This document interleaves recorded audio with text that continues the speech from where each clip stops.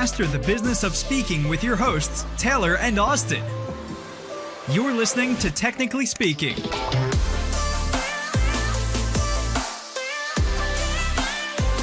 Welcome to another episode of Technically Speaking. We're your hosts, Taylor and Austin, and today we are talking with Rick Lozano, musician and leadership extraordinaire.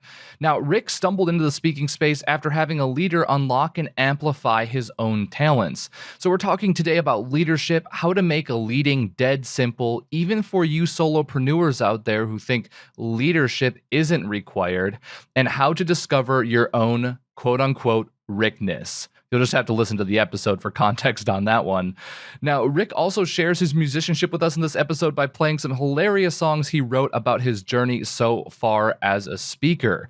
Now, with over 20 years of experience in award-winning talent and leadership development programs, Rick helps organizations, teams, and leaders and provide the tools they need to thrive.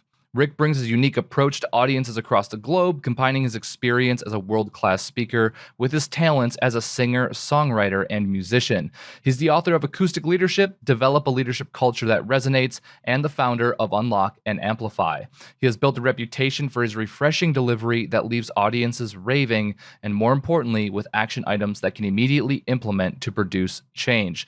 Rick has been a longtime friend of ours here at Speaker Flow. He's an amazing person, and I think this has been by far the most fun we've ever had in an episode, and I think you'll see why shortly. As always, stick around until the end, and we hope you enjoy this one. All right, and we are live. Rick, it is so awesome to have you on the show. It's been a while. It's been a long time in the making. It has been a long time in the making, and I'm thrilled to be here. You guys have done such a great job with this and having so many other great people on here. I'm humbled and honored to be with you today. Oh, we're humbled and honored to have you on, man. A literal rock star is with us today, folks. So. Yeah, you're going to hear it too. It's going to be exciting. Ooh. It's going to be fun, I guarantee. Stay tuned to the end. So Rick, as I'm sure you know, and all of our listeners know at this point, the very first question we'd love to kick this whole thing off with is like, how did you get into the speaking space? What was your journey like? And, why did you stick around? Like most people that you guys interview, it was quite by accident. I intended on being a school teacher, and I actually was for a little while. I don't think you guys know this about me. I was a high school teacher. Did you know that? No. Wow. Really? Yeah. Really? What did you teach? Theater arts teacher. Oh, wow. Well, I guess that kind of makes sense. That's still so cool. What a cool gig. But it didn't work out that way. And what wound up happening is my career wound up being in leadership and talent development. And I've been in leadership and talent development for more than 20 years. And I started off in banking. And I taught, went from teller training to manager training to sales training, diversity and inclusion, onboarding, you name it. I trained everything. And about 10 years into my career, I wound up going into the technology sector. And there, my focus was primarily leadership development. So that's where I did most of my work. And here's what happened. About 8 years ago, I had a leader who changed my life. Didn't mean to change my life, but what happened was that this leader and I sat down for one-on-one one day, and he said, "Rick, you're great at 3 things." I said, "Really, that's it?" He said, "Yes, 3 things, that's it. You are a great speaker, you're a great trainer, and you're a great musician. You should do those 3 things. Focus everything on those 3 things." I said, "Well, cool. That's kind of what I'm doing. And I have a gig next week at such and such." He's like, No. Do more of that here. Do those things here." And I said, "What in the hell do you mean?" Do more of that here. Find a way to bring your music to work. And I had no idea what this guy was talking about. But I said, "Okay, well, what does that mean? Do I bring my guitar to work? We're doing compliance training. What am I supposed to do with that?" But I said, okay. And, sometimes things just work. And so I started bringing my guitar to work. And, at first it was just hanging around, just lying there. And then I said, hey, why not use it? So I started using it in some team building sessions. And then we had an onboarding program where we said, hey, let's create this talk show thing and we'll play the music in there. And something magical happened. I started thinking like a musician at work. And all of a sudden, all of these connections just sort of appeared out of nowhere, and they magically coalesced in this one event. So I decided to apply to speak at an international conference. And this conference is a talent development conference. 10,000 people show up every year. And about 1,000 speakers submit proposals, but only a couple hundred actually get in, right? And I said, hey, I'm a nobody. Nobody knows who I am. There's no way in the world I have a chance of getting in here. So, hey, why not go with it, right? So I came up with this idea. And the idea was this. The session description read, what do your favorite musicians and the most successful facilitators have in common? Engaged audiences. In this session, we'll lean on the world of music to apply lessons to the world of training and blah, blah, blah. And it was total BS, but it was like, okay, sweet. Oh, by the way, the name of it was this. Check this out. Sweet Caroline, a super set list for sensational learning sessions. Wow. Nice. Love that. But the alliteration, right? Yeah. Anyway, so I submitted this proposal and it got accepted. And I had no idea. And I was like, oh, crap, I didn't even build the thing. I just made up this description. And so I was like, okay, well, let's do it. What can I learn from music and apply to the world of training at that point in time? And it was amazing. I showed up at this conference and I had no idea, but apparently the session title was a hit. And before the session even began, there was like a standing room only. The police had to come and kick people out. And I was going, oh my God, I have no idea what's happening here. And it rocked. And, I got a standing ovation. And then there was this gigantic line of people waiting to talk to me after the conference. And I was amazed by it. And several people in line said, hey, can you come speak at our organization? Can you come speak at our organization? And then next thing you know, I started doing that. And people started saying, hey, what do you charge? Oh my God, I have no idea. And it just went on from there. And I started taking time off of my day job. I started taking vacation time to speak on the side. And yeah, finally, that became how I got into keynote speaking. Crazy, right? Wow. What a journey. Such a cool story. I can't believe it. Something that you said just reminded me of a newsletter I actually read from Ozan Virol, by the way. So Ozan, if you're listening to this, shout out. Love that guy. Anyways, he was talking about this practice that they have at Google, where when they're sitting down to be creative and come up with new ideas or solve problems, they'll occasionally do bad idea brainstorming, where like the entire point of the conversation is to come up with as many bad ideas as possible. That's awesome. He even gave some funny examples, like a fuel cell in your body that like harvests your body fat to create power and weird things. But the point was that like by putting this framework around your thought process, meaning this creative outlet of this bad idea brainstorming, that allowed the really good ideas to start flowing. And I'm kind of wondering if it's a similar principle that you felt like maybe applied with the music side of things, where because all of a sudden you had this framework to build around, it allowed you to be more creative since it wasn't the typical framework for what you were doing. Yeah.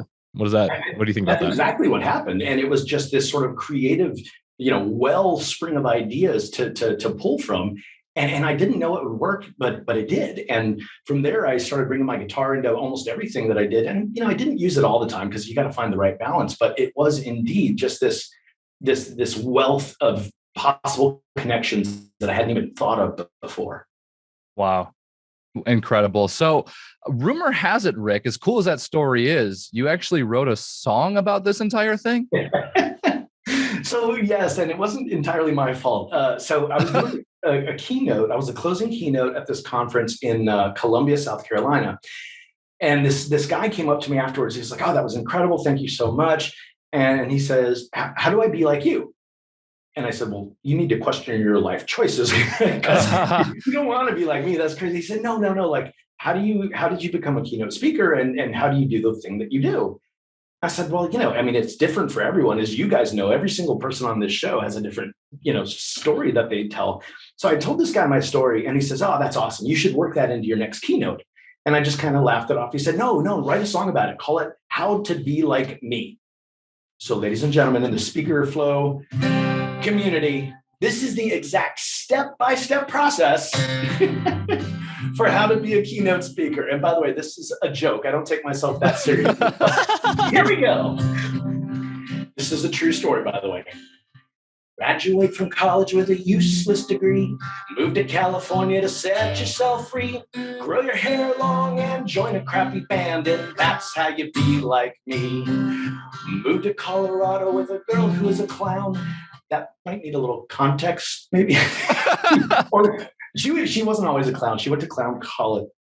This doesn't help, does it? It's okay. I'll move on. By the way, she's in NSA. Anyway, move to Colorado with a girl who is a clown. Break up because you're afraid to settle down. Move on back to Texas for a teaching degree, and that's how you be like me. Move back to Colorado for a woman that you met. Struggle for the bills because you don't have a job yet. Marry then divorce. See how easy this can be? That's how you be like me. All right, here's where it gets complicated. Quit teaching, move to banking, quit banking, back to teaching, quit teaching, back to banking, get a job, teaching banking. You see how that works? Stay a corporate trainer because you love what you do. Work for a tech co, try something new. No more suits and ties on my body, you will see. And that's how you be like me. Find the love of your life, marriage, kids, let's celebrate. She thinks the song is stupid, but I think it's really great. Become a singing speaker who teaches how to lead, and that's how you be like me. That's right. That's how you be like me. One more time. That's how you be like me.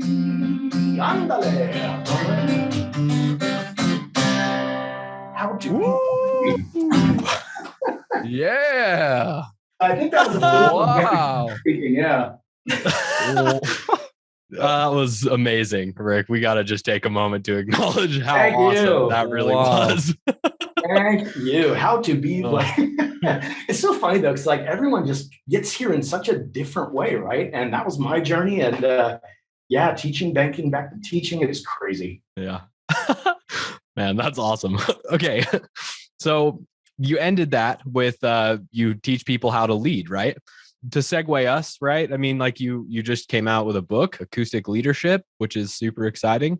And from what I understand, when you were first kind of poking down the path for this topic, you had put a Google search in, like, how to be a better leader or something like that, and got the 10, 12 figure number of responses that Google offers on that subject. And so I'm curious, like, why, despite all of the information out there, did you still feel the call to write a book about leadership?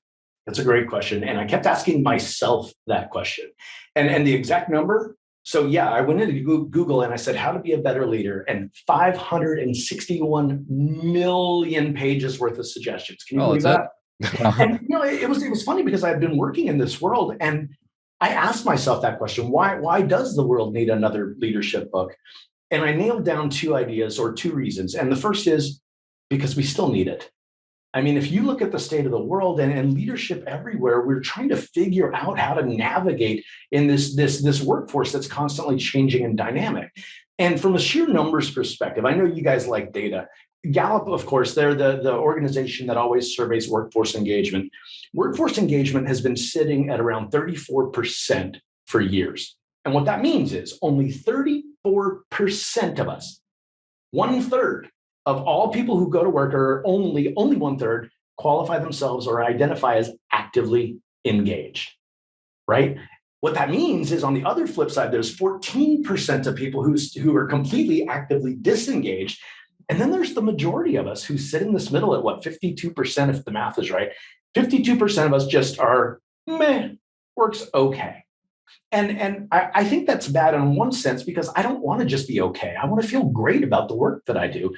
But the other thing that really stood out to me was there was another number that was involved in this. And it was that 70%, there was a 70% variation on people's, how they identified, disengaged, engaged, and so on. 70% variation based on how they felt about their leader.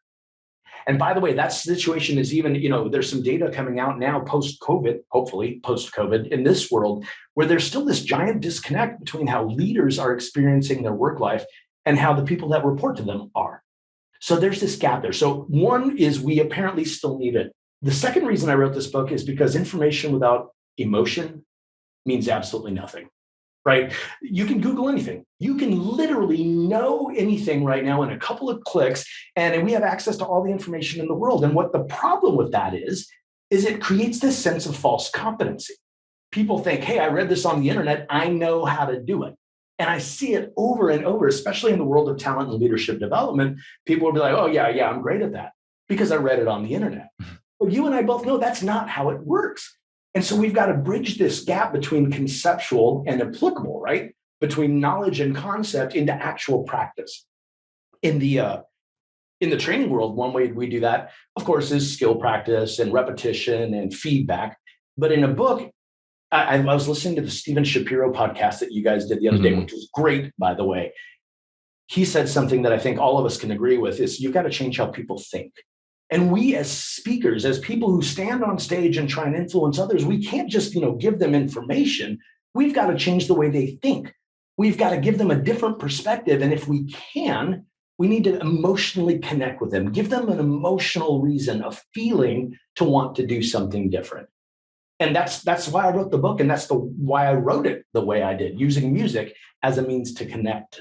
I'm so glad you told that story. I feel like it's so easy, especially for people who are just getting into the thought leadership space for the first time, or maybe they're contemplating their second or third book around a subject they've already kind of written about. You kind of got to ask yourself, how can I contribute to all this noise that's out there? And it can be really daunting to try and, feel confident that the work that you're producing, that book you're writing, that keynote you're creating is, can stand up against every other idea that's out there, So I feel like so many people can relate to that story. And I'm really glad you found a way to differentiate yourself with all the noise that's out there. Thank you. It's difficult, and you've got to trust in yourself. And again, I have a perspective to share. Yeah. And if I can share it in a way that moves somebody to do something different, then hey, I'm successful by doing it, right? Whether or not that leads to gazillions of dollars, if I can help somebody be better at their work or change the way they think, that to me is all the success in the world. For sure. Man. So I'm curious, Rick, from your seat, what are some of the things we're getting wrong with leadership? Why are so many people disengaged, and what recommendations do you have for helping leaders? And including all of the speakers, coaches, consultants, experts who, listen to this podcast. Yeah. And one of the things that I think is really great about this book and this concept, it applies to everyone. It's not just leaders or managers with a title, it's influencers, it's teammates, it's coworkers. We all have an influence on somebody else, right? And you've got this giant group of people in every organization who don't have manager titles, but are leading anyway, right? So don't you want them to do it well? I think that's the first mistake, is we don't realize that leadership doesn't come along with a title all the time. Now, one of the things, and of course, from my perspective, I was in leadership development, and this is a true story. I got overwhelmed. You talk about noise. I'm in the space of helping develop leaders, and what I realized was we are making this complicated. We're not helping leaders be successful. And I'll give you one example. If you've done any leadership work, you know that there's there's a lot of reliance on leadership competencies. And there's an entire approach that's based on competency-based leadership development. And what they do is they come up with all of these competencies, all of these things that we expect leaders to be proficient in. And look, competencies are great. I think it's important for leaders, or anyone really, to know what's expected of them and what success looks like in their job. But what I found was we were doing this work of creating our own competency model, and we were looking across the world at other competency models. And I saw things like this. And this is just an example of kind of how we're overcomplicating the situation. I went to the US Bureau of Personnel Management, right? And they had 6 general competencies of leadership. And you'd expect them, right? So communication, driving for results, business acumen, building relationships, and so on. And each one of those competencies was subdivided into 29 individual competencies, right? Effectively negotiates conflict to produce a win-win situation, right? So that's already getting complicated enough. And then we rate people against these competencies, say on a scale of 1 to 5, and we've got 5 different levels of proficiency. And now, if I do the math correct there, we're looking at 145 different levels of proficiency that we expect leaders to be great at. Are you kidding me? Sounds like cake. It doesn't make any sense. We expect people to be great at everything. Now, here's the thing that it was driving me nuts, because in the leadership programs that I had been a part of, there was a lot of competency-based discussions, but also feedback and evaluations. You get data, then that rates you against those competencies. And we've got such arbitrary means of doing that. And I'll give you a clear example. I was working on this one particular competency. It was handles conflict in an effective manner, right? So handles conflict in an effective manner. And the guidelines that we were using to rate people against it, whether they were a 4 or a 5, this is a true story. This was how it was written. A 4, if you're rated a 4 at that competency, it's because you can demonstrate that competency in a, quote, considerably difficult situation. If you're a 5 at that competency, you can demonstrate that competency in a, quote, exceptionally difficult situation. I mean, are you serious? Very I'm subjective. supposed to know. Yeah, it's totally subjective. And, I can imagine, right? You and I are in an argument. I say, wait, hold on, Taylor, are we in an exceptionally difficult situation? Or is, this a it's ridiculous. And I remember from my own experience, I was in an emerging leadership program years ago. And the data that I got just didn't make any sense. And it had no context. And ultimately for me, when I was thinking about how we help people, it was like, look, we spend so much time telling people they've got to develop in all these areas. And the truth is, you're not going to be great at everything. Stop trying to fix all of these things that are wrong with people. And especially as leaders, our biggest power is stop trying to fix people, focus people. And I know you and I, Taylor and Austin, we've had these communications in Speaker Flow where we're trying to help leaders. Hey, you don't need to do everything, do the right things. Stop trying to fix people, instead focus them. And that's one thing that we can do there. Oh man, I love that. That's such a good perspective too. And I mean, it totally makes sense. We've seen this ourselves in our past life while we were training salespeople, where a lot of the times the people that would become sales managers in the organizations that we worked with, it was predicated on their competency as even a salesperson, maybe not even managerial competencies. And when it comes to actually being a leader, right? Like just because we're really good at the job doesn't even indicate that we're going to be a leader that people want to follow. And I think part of that, and you can tell me if you think I'm off base with this here, but part of that intuitively to me seems like the skills that make a truly great leader exceptional are hard to measure. I totally know. And it's ridiculous the ways that we kind of do it. I'll give you an example exactly based on that. I'll go back to the world of competencies. I remember one competency was this. I don't know. It was like, drive for results was the main bucket. But this is a quote. I'm quoting out of this manual. It says, this leader uses logical methods to solve difficult problems with effective solutions. How do you measure that? How do you measure if somebody's using logical methods? And even better, what if they use completely illogical methods and it works? Are we going to penalize someone for creative thinking? That's ridiculous. And I think to your point, one of the biggest things that we've done wrong for decades is to say, this is how leadership looks. This is the path everyone needs to take, because kind of like you mentioned, there's people who aren't following that path that are doing it really, really well. And those are the people that I looked at for inspiration in the book, because I wanted to learn from those people who weren't following all those same typical traditional sort of models. Yeah, that makes sense. Okay. So with this in mind, like I'm starting to understand your perspective here. And I think like intuitively, this makes sense to me, what you're saying, but I also I'm feeling a little bit like we need to focus on the areas that are harder to measure, which feels difficult to pinpoint the specific things that somebody can do to actually improve, right? So do you have an answer to that? I do have an answer to that. And I think part of the problem is, again, we are looking at things and expecting people to be great at everything. But when it really comes down to it, in my opinion, and let's look specifically at an organization for a minute. At an organizational level, the question is, what do we expect our leaders to do? And in my mind, the answer is we expect leaders to, produce results, to be inspirational and whatnot, to get those results. But we also expect leaders to balance that with engagement. We've got to help leaders make people feel great about the work that we're doing. And one of the areas that I thought of when it came to the book was, okay, how do we do that? And I realized that there was 3 things. If we just do 3 simple things, and if we make that the focus, we'll get a little bit more clarity on everything. And in the book, those 3 simple things are simplicity, authenticity, and opportunity. And at a very high level, it's this. Look, simple. Make it simple for people to do their best work. I think one thing that's often misunderstood or people don't understand completely is no one wants to be horrible at their job. People come to work every day and they want to be good, right? They show up with this ambition and this. Nobody comes to work to suck at their jobs, right? Yeah. It's like, hey, it's Tuesday. I'm going to suck today. Nobody does that. And we've got to help people be great at their job, and let's make it as simple as possible.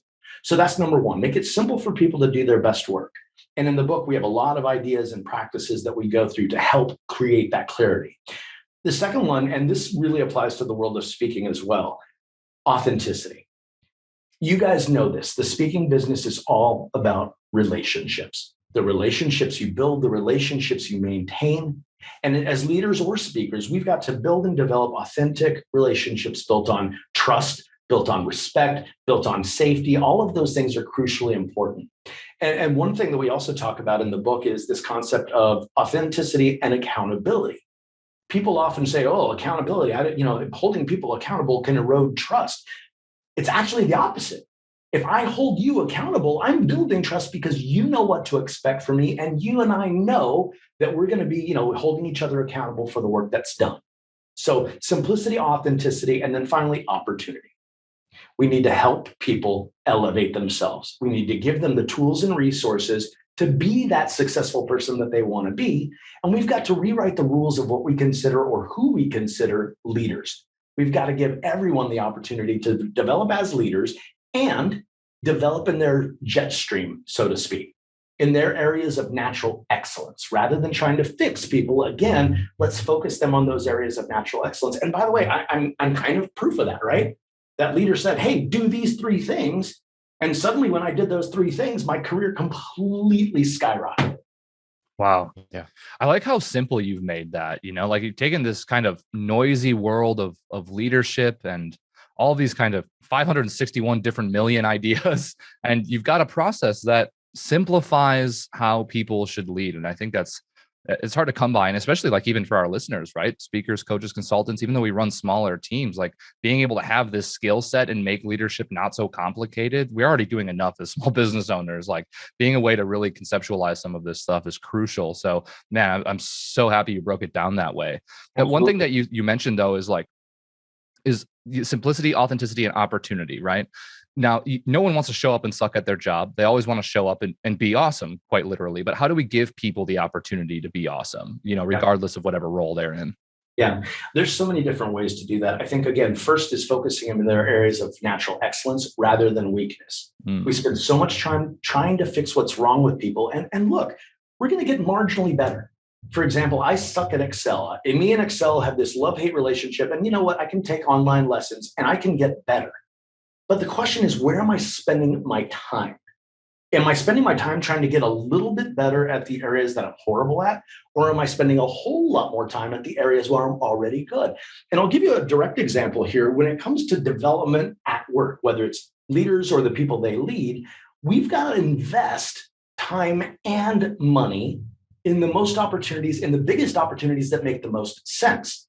So, for example, let's just say somebody is a great speaker, right? So if somebody is a great speaker, you know what? Let's invest even more time and money in helping them become an even better speaker, rather than spending those development dollars on things that just help them get a little bit better. I had this I remember this very clearly because I had a leader, and he was really devoted to helping people, get better. And one day he came up to me and he said, hey, Rick, I've got your next development idea. I know what we're going to do. And I was like, cool, what is it? He's like, we're going to send you to a program to get some certifications in data visualization. Oh. And I said, do you even know me, dude?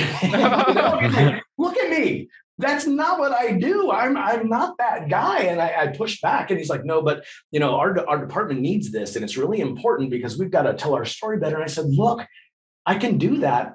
And I might get better, but that's a waste of time and money. Oh, and by the way, Allison, who's on our team, she'd be awesome at that. Develop her in that particular area. Give me, a membership to the National Speakers Association.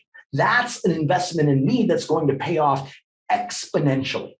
So when it comes to developing people, we've got to find the right choices that really match, again, their areas of excellence. I just got to throw out there on this point too, because what you're saying applies to any business, any leader, Absolutely. 100%, no doubt. For a lot of our listeners that are solopreneurs, let's say, this principle 100% applies to you as a leader of yourself. Oh, yeah. Meaning if you're not the best person in the world at, I don't know, writing copy on your website, right? Like if that's not your strong suit, delegate that to somebody else who can do it. Like you don't have to be the best at every single thing when it comes to running a business. If you do, you're going to waste an insane amount of time to get marginally better at skills that you could easily outsource. And instead focus on the areas that you can create the most impact, that juice you up, that get you excited, that remind you why you started the business in the first place. And Rick, I mean, I know you experienced this for yourself firsthand. We have the benefit of knowing you, and so we know that there's been specific instances in your own business where you've applied this principle to yourself, and you've delegated the things that you're not amazing at because you should be doing the things that you are amazing at. So just know that this applies to you as an individual as much as it applies to you managing a team. Absolutely, it does. That it does indeed. Yep. I want to clarify something because oftentimes this discussion gets painted as a follow your passion discussion. And look, I don't think there's anything wrong with that necessarily. But I remember years ago, I got pushback on that because I used to say that like, hey, look at me, my passion is music and look what it did for me. And everyone sort of said, well, yeah, but not everyone does that. And this one guy in the middle of a session that I was facilitating, he says, yeah, well, what if my passion is stripping? What do I do with that? How do I bring that to work? And it's like, all right, well, first, you're a jerk. But number two, what can you learn from that passion to apply here? It's not a direct, hey, I love dancing, so I'm going to, dance in my career. But what it is, and kind of like we mentioned earlier, is what can we borrow from that area of natural excellence where you're already great at it? Let's think about dancers for a second. Balance, precision, technique. All of those things are transferable skills to the work that you do. If you think like a dancer and apply those things, you're going to be so much better at what you do. It's just a simple way to get better at what you're doing, Rick. Thank you so much for all of these insights. I feel like I got an education in leadership today. That's why we do these episodes. Thank you. Yeah, certainly. So as you know, we're all about creating value for our listeners. What are some of the things you're working on right now that everyone can benefit from? So there's obviously the book. It's Acoustic Leadership, Develop a Leadership Culture That Resonates. And I'm really proud of that. But, I was thinking about this question because I knew you were going to ask it. And we always do, don't we? I wanted to throw some gratitude back to the NSA community. And do you guys know Brian Walter? Oh, yeah. So Brian Walter, he is a past president of NSA, the national NSA. He is the owner of Extreme Meetings. Brian and I met at a conference, and I knew who he was because he had just, I think, finished his term as president. And I'm walking down the hallway of this conference, and again, there's like 10,000 halls, and I happened to spot Brian. And I knew who he was, but he didn't know who I was. And I stopped and introduced myself, and we started talking. And Brian, you talk about NSA's values. One of them is abundant generosity. And Brian said, hey, I'd love to come to your session. And which one is it? When is it? And I said, wow, thank you. That'd be awesome. He said, what time and so on. And I said, I'd love you, not only just show up, but give me some feedback. Let me know what you think. Brian spent an hour. Later on that night, we were at a networking event and he and I met up and he spent an hour talking with me. And what I loved about the conversation, he didn't say, you did this wrong, you did this wrong. He said, wow, here's all the things that you're great at. Let's do them even better by making these few tiny tweaks. And one thing that he said to me that I'll never forget, he said, you need to own your Rickness. I was like, what does that mean? He's like, you need to own your Rickness. You're talking about leadership concepts and everyone talks about leadership, but you have this unique perspective and some of the things that you're saying, nobody else is saying. So when it comes to that, tell this story using your stories. Tell this story using your perspective. You're already using this musical thing. Go even further with that. Own your Rickness. Now, how does this apply to everyone in the technically speaking audience? It's the same thing. Look, there's a gazillion speakers out there, and many of them are talking about the same thing. And I'm sorry, nobody wants to hear the sharpen your saw story or the starfish story anymore. The value here is in your perspective. Share your story, share your perspective, own your experience, own your journey, own your Rickness, like Brian taught me. And I guess what for you guys, it's your Taylorness and your Ostaliciousness. Ostaliciousness. Ostaliciousness. Wow. I'm going to have to go out and trademark that. Yeah, seriously. I guess I'm going to go on the Speakerflow merch store. Wow. That's the title. Own your Austiliciousness. Yeah, maybe. Huh? Well, Rick, man, thank you so much for coming on the show today. This has been just a jam-packed and extremely valuable episode. It's so awesome to have you on the show. I must ask one last time. Yes. Any chance you might play a song for us? Just once more. Why, of course, for you guys, anything. All right. I'll do one more song. So check this out. One of my latest keynotes is called Unlock and Amplify. And it's all about helping people unlock and amplify talent and potential, right? And I did this keynote, and I realized, most of my keynotes have a song or two in them. And I realized I hadn't written a song for this one, so I did. By the way, I do in my keynotes, tend to create hokey songs, but I'm actually a real songwriter. And I've got like 6 albums on Spotify. And Austin, you didn't know this about me. I was a finalist in a national community radio songwriting competition that took place in Park City, Utah. So right outside of you, right? Represent. Anyway, yeah, so I do have quote unquote real music, but that's not what you want to hear. So here's a song that I wrote this year for a keynote. So we were living in the world of Zoom, and I was doing a whole lot of virtual training. And I thought, okay, I'm going to combine the world of training and the world of Zoom. And I thought about training. By the way, that's where I met my wife. My wife was an attendee in one of my training sessions. And of course, the joke goes, I trained her and she's been training me ever since, right? So I said, what does love and finding relationships look like in the world of Zoom training? So this is the Zoom love song. Here we go.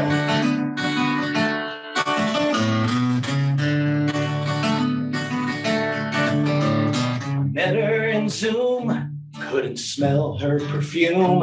Her wallpaper is in good taste. She could be quite tall, or she might be quite small. I've only seen up from her waist because it's Zoom, right? I'm zooming across the internet.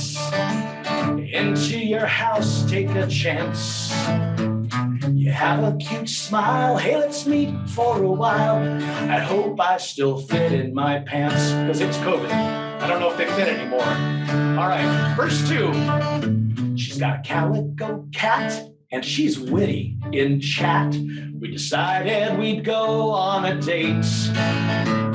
With flowers in hand, I was feeling quite grand when her husband showed up at the gate. Oh no, I'm back to zooming across the internet.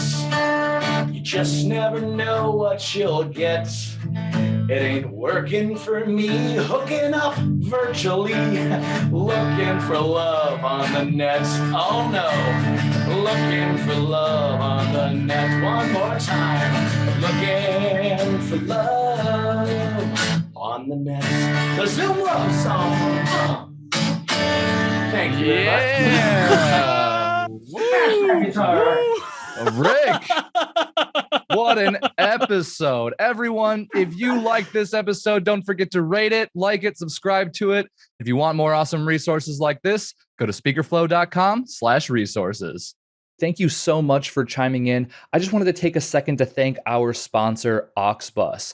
Auxbus is the all-in-one suite of tools you need to run your podcast. And it's actually what we run here at Speakerflow for Technically Speaking. It makes planning podcasts simple. It makes recording podcasts simple. It even makes publishing podcasts to the masses simple. And quite honestly, Technically Speaking wouldn't be up as soon as it is without Auxbus. Thank you so much, Auxbus. And if you are interested in checking Auxbus out, whether you're starting a podcast or you have one currently, get our special offer, auxbus.com/speakerflow, or click the link below in our show notes.